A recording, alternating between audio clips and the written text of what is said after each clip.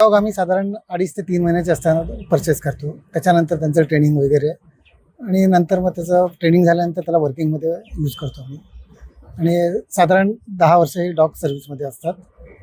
कसं असतं? त्यांना सकाळचं प्रॅक्टिस, वॉकिंग वगैरे, रनिंग, नंतर त्यांची जे काम म्हणजे नार्कोटिक्स असेल तर त्यांचं स्मेलिंगचं, ट्रॅकर असेल तर त्याचं ट्रॅकिंगचं काम, त्याची प्रॅक्टिस वगैरे करण्यात असते सकाळची. तर ह्या निर्णयाकडे तुमचे काय मत आहे?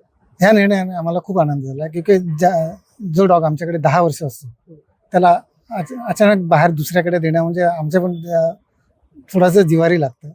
आता तेच डॉग आता आमच्याकडे राहतील, त्याच्यामुळे आम्हाला ह्या निर्णयाचा खूप आनंद होतो.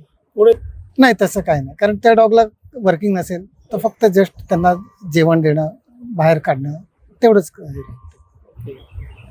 हो. आम्ही महिन्यातून 15 दिवसातून जसं वेळ मिळेल तसं त्यांना व्हिजिट करायचं.